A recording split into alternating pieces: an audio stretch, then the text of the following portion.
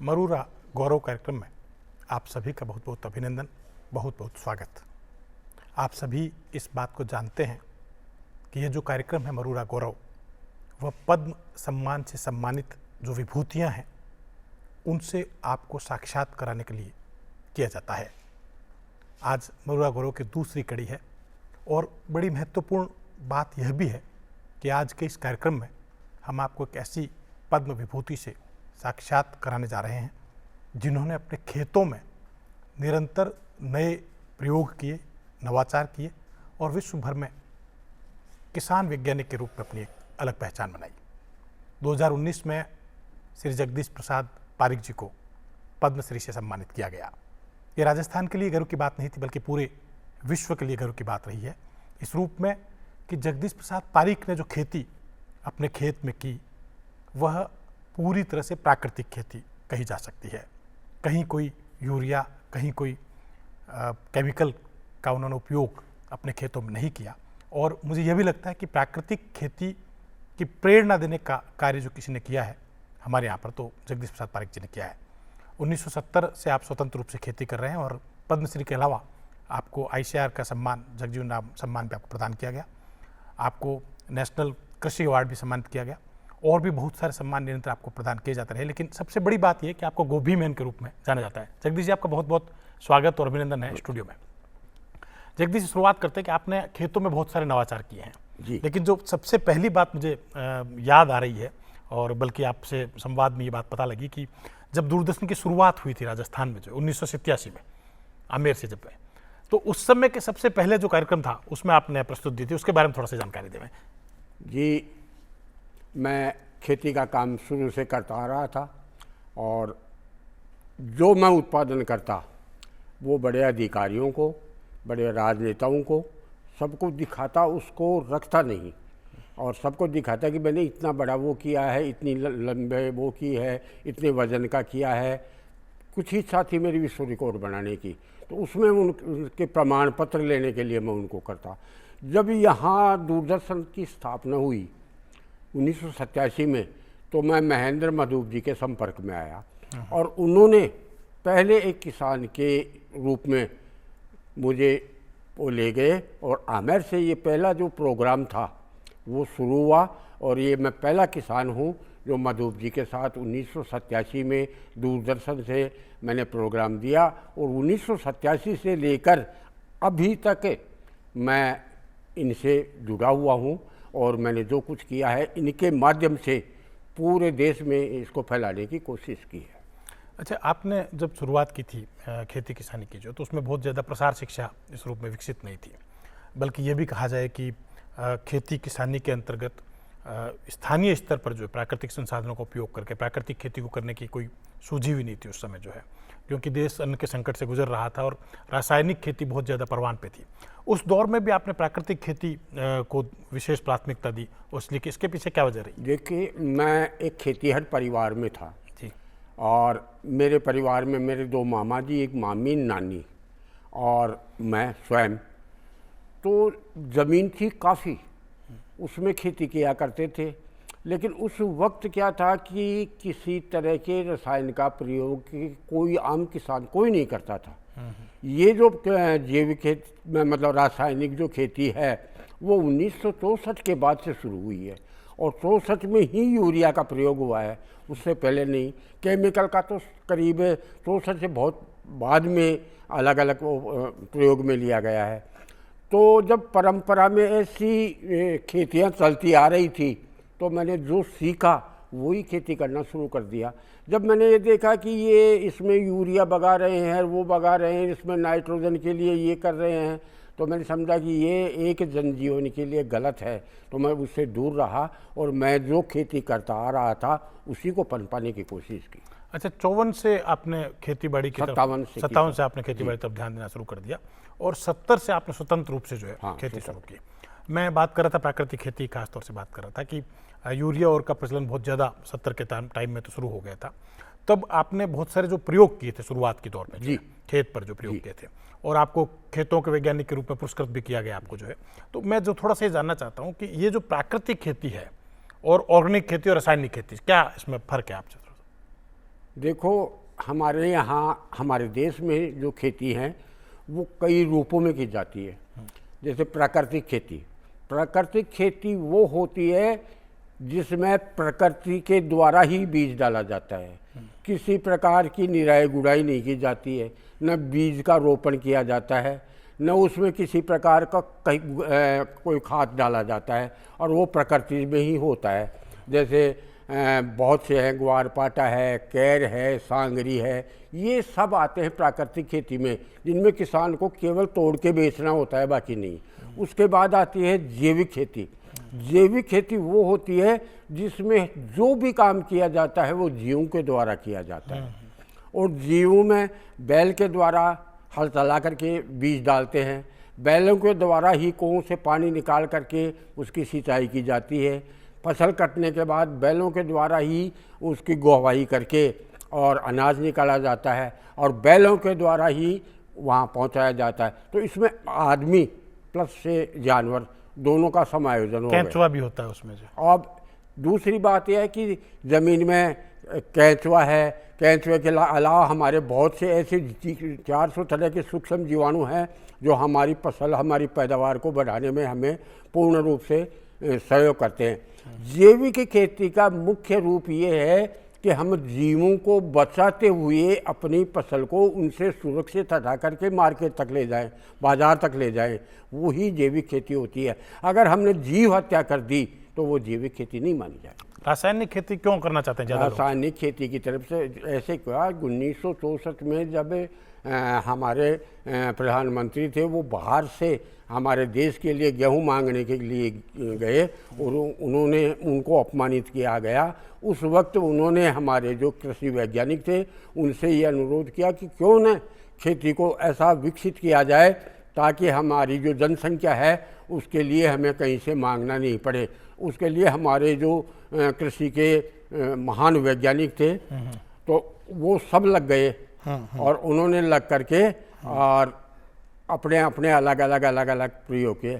तो MS स्वामीनाथन जी जो थे वो मुख्य रूप से उन्होंने ये तैयार किया, और जैसे नाइट्रोजन के लिए यूरिया तैयार किया, 3 जो तत्व मिलते हैं उनके लिए DAP किया, NPK किया, और जो पौधों में जो कीट लगती है उनके लिए अलग अलग कीटों के लिए अलग अलग दवाई का प्रयोग किया।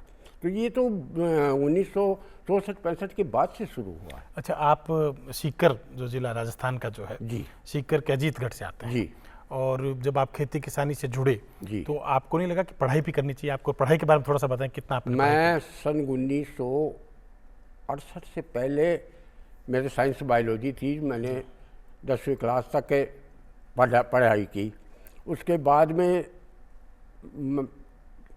घर वाले भी नहीं चाहते थे, लेकिन मैं इच्छुक था और मैंने एक फार्म भर दिया, और फार्म में ONGC में मेरा वो आ गया। तो मैं यहाँ से शिवसागर चला गया। शिवसागर जा कर के मैंने ONGC ज्वाइन की। 8 महीने तक लगातार मैं कर रहा था।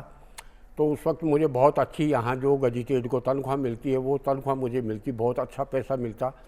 लेकिन जब मैंने ये टोटल लगाया कि यहाँ पर कुल मेरे को 298 रुपये मिलते हैं, जो 10 रुपये रोज के नहीं है, और उसके लिए मैं 1000 किलोमीटर दूर, और घर वालों को जिन्होंने मुझे मेरा लालन पालन किया, उनके संतान नहीं थी, मुझे पाला, उन सबको छोड़ करके मैं 10 रुपये के लिए आया हूँ।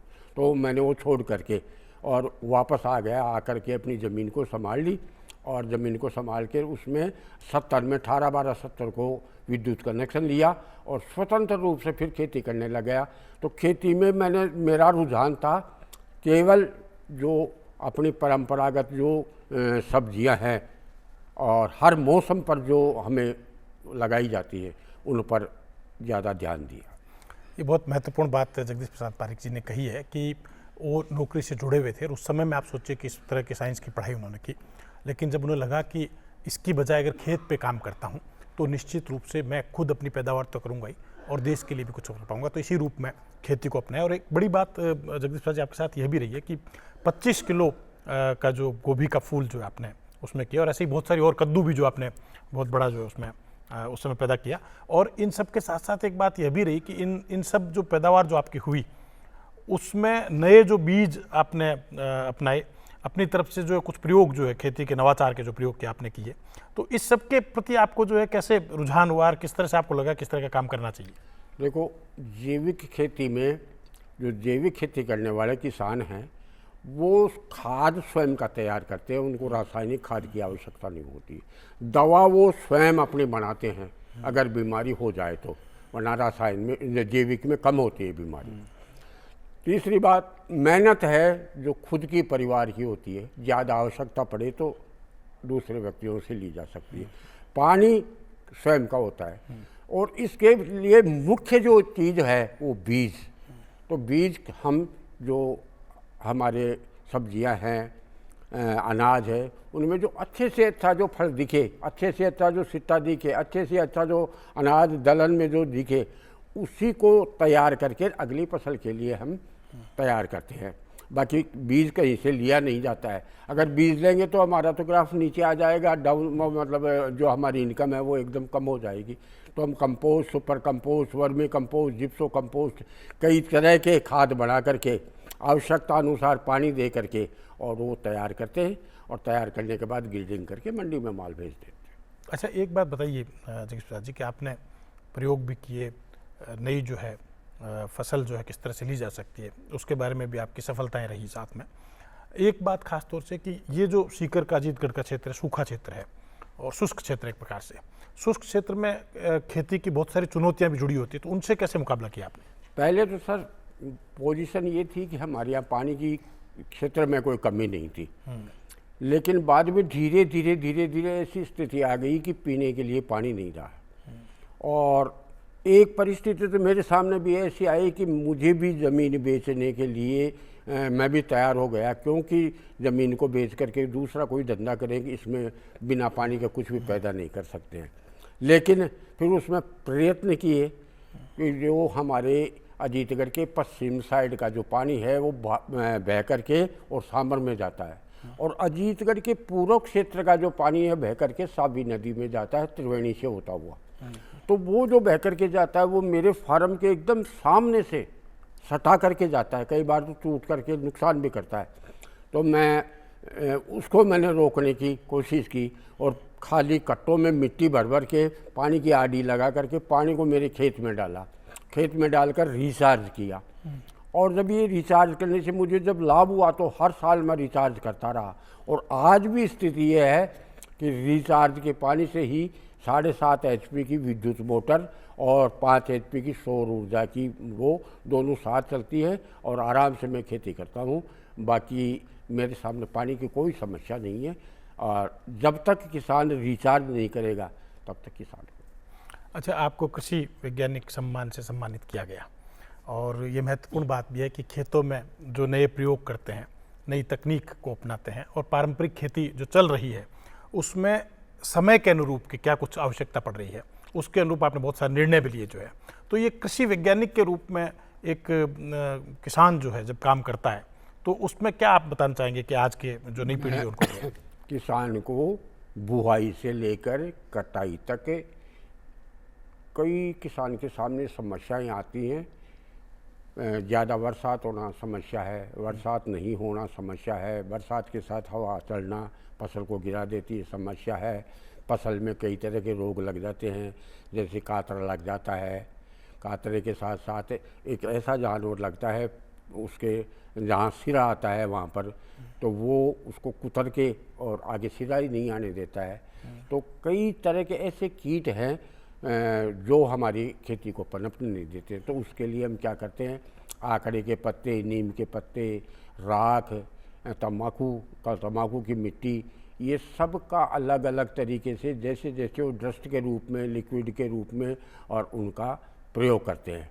और प्रयोग करने के बाद उसको सुरक्षित तरीके से हमें मिले वो, और उसमें भी जो कीट वो फेंकते हैं तो उसमें ये नहीं देख करके कहते हैं हमें ये जो कीट लग रहे हैं उनके ऊपर कीड़े लग रहे हैं उनको मारना है, ये नहीं करना है।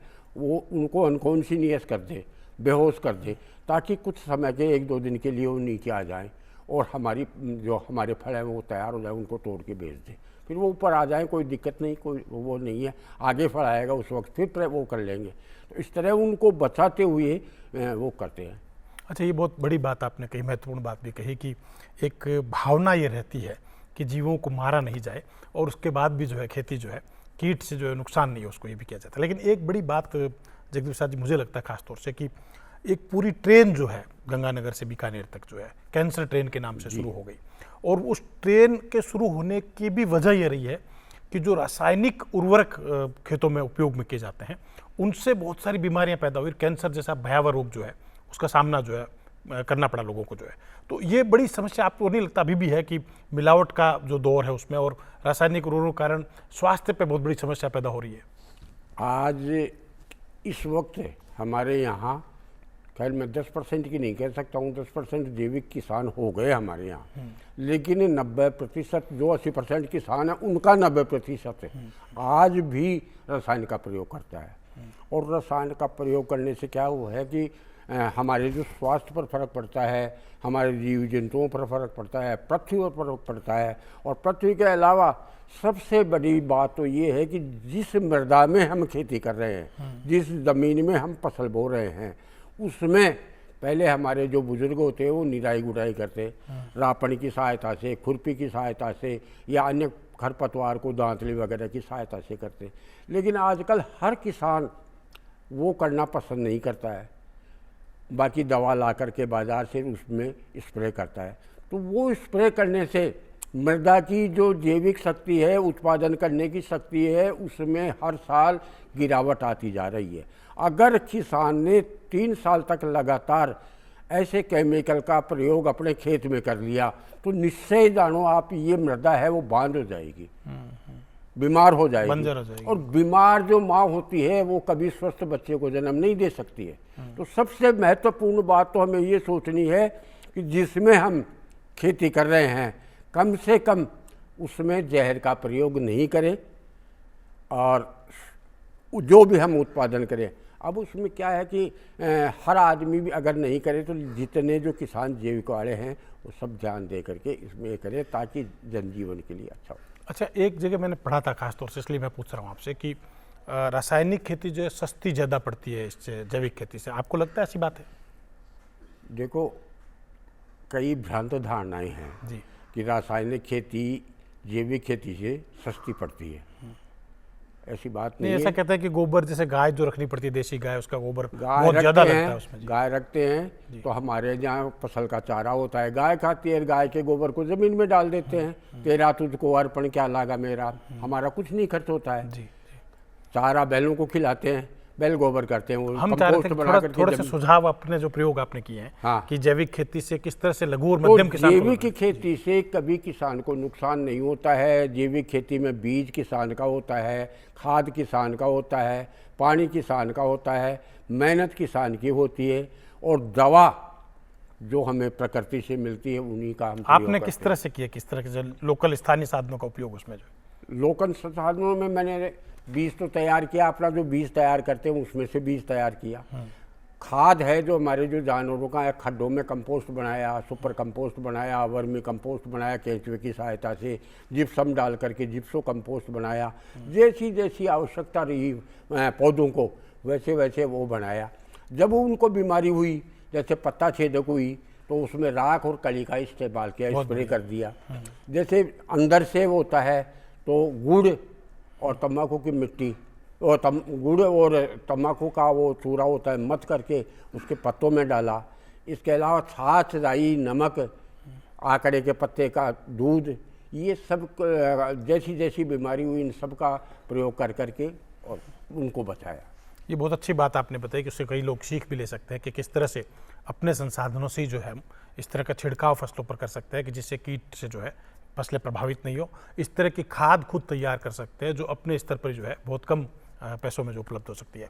अच्छा, ये बताइए कि जगदीश प्रसाद जी, आपकी तो नाम जो बहुत बड़े स्तर पर भी हुआ, भारत सरकार जो अब्दुल कलाम आज़ाद साहब से भी आपकी मुलाकात हुई, प्रणब मुखर्जी साहब से भी आपकी मुलाकात हुई, बहुत सारे जो राष्ट्रपति जो रहे, मुख्यमंत्री जो रहे, उन सबसे मुलाकात हुई।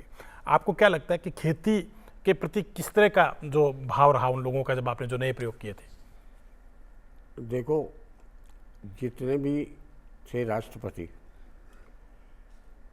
उनसे जब मैं मिला तो उन्होंने एक ही प्रश्न किया, आपके यहाँ पानी की क्या स्थिति है, खेती की क्या स्थिति है, पशुपालन कितना करते हो, दूध कितना होता है, दूध का कितना क्या मिलता है, चारे के क्या भाव। किसानों से जो मिले ना जितने भी जो सब तो वही करते रहे।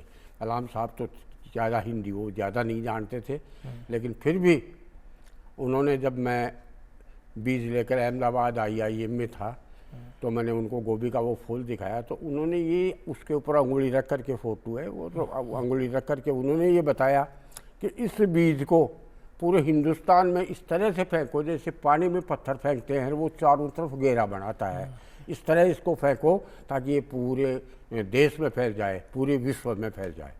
तो वो तो बहुत अच्छे वो थे, जितने भी जो हुए हैं उन्होंने हमें प्रोत्साहित किया आगे बढ़ने के लिए, बहुत कुछ किया। अच्छा, मैं थोड़ी सी और जानना चाहता हूँ कि आपका गोभी का जो फूल जो है विश्व में दूसरे भार के हिसाब से विश्व में दूसरे स्थान पर आपका रहा। बैंगन का आपने जो प्रयोग किया, बहुत बड़ा बैंगन आपने उपयोग किया, कद्दू आपने किया, थोड़ा उनके बारे में जानकारी दी, जो विशिष्ट फसलें आपने ईजाद की। देखो ये क्या किया कि जब जय जवान और जय किसान का नारा लगाते हैं, एक तरफ जवान है एक तरफ किसान है जी, वो देश की रक्षा करता है और हम देश के लिए भोजन तैयार करते हैं।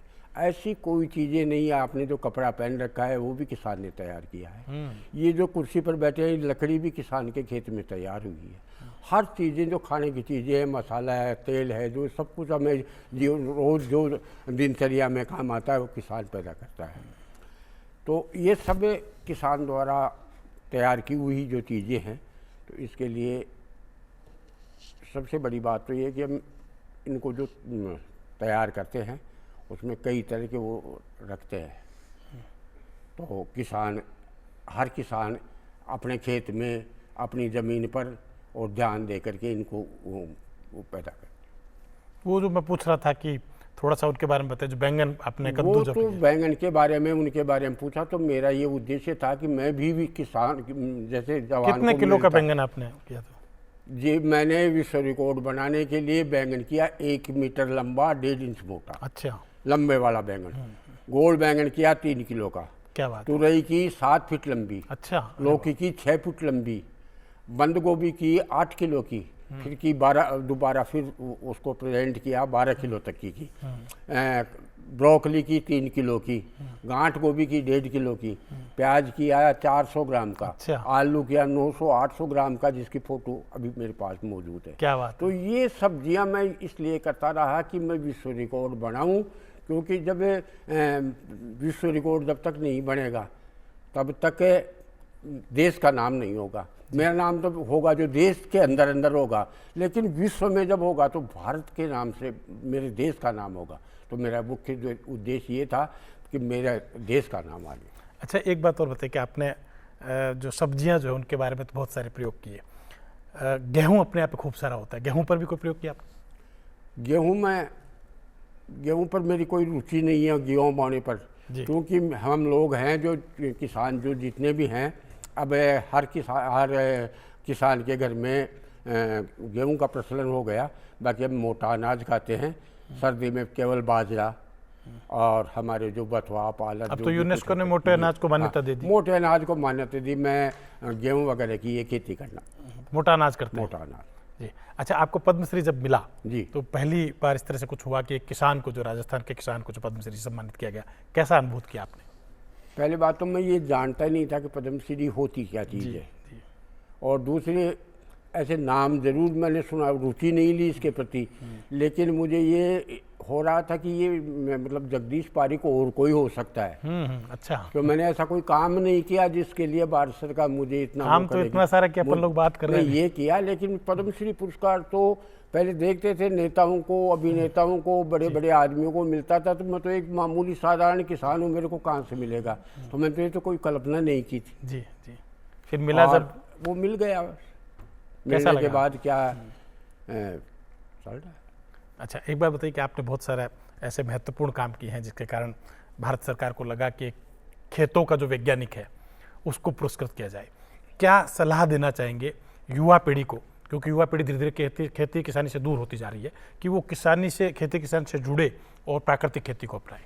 मैं युवा पीढ़ी के लिए यही कहूँगा, जो काबिल है नौकरी के, बहुत ज़्यादा काबिल है, वो जाए, बाकी जो है अपना जो पैतृक धंधा करे।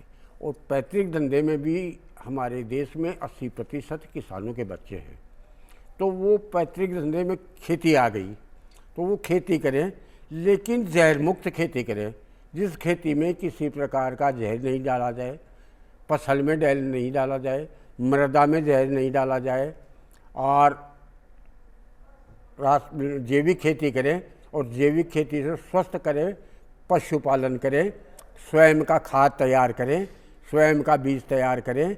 और 8 घंटे जब सरकार को ड्यूटी देनी पड़ती है, तो अगर 8 घंटे में 6 घंटे भी अगर ईमानदारी से किसान अपने खेत में काम कर लेता है तो वो बहुत आगे बढ़ जाता है।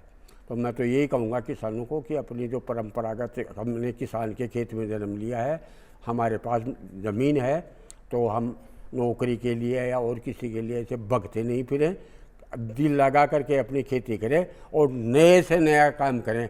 और क्या बीमारी हो रही है और किस तरह जैविक विधि से उसकी बीमारी को दूर किया जाता है, किस तरह से बढ़िया बीज तैयार किया जाता है, किस तरह से मार्केट में ग्रेडिंग करके माल को लिया जाता है ताकि हमें 2 पैसे ज़्यादा मिले। बहुत बढ़िया बात जगदीश प्रसाद जी पारिक जी ने कही, और इस बात से सीख ली जा सकती है कि किस तरह से युवा जो है बजाय नौकरी करने के अगर खेत पर 8 घंटे के बजाय 6 घंटे भी देते हैं तो निश्चित रूप से खेती में बहुत कुछ मुनाफा कमाया जा सकता है। और ये प्रयोग और साबित भी किया जगदीश प्रसाद जी पारिक जी ने कि कैसे खेती बहुत मुनाफे का काम बन सकती है। और इसके साथ साथ एक और महत्वपूर्ण पहलू आपको बताया गया कि प्राकृतिक खेती के जरिए अगर हम काम करते हैं, प्राकृतिक खेती को अपनाते हैं, तो निश्चित रूप से भारत का जो है भविष्य उज्जवल होगा। जगदीश प्रसाद जी, आप हमारे स्टूडियो में आए और बहुत सारी बातें आपने महत्वपूर्ण बताई, इसके लिए बहुत बहुत आपका आभार।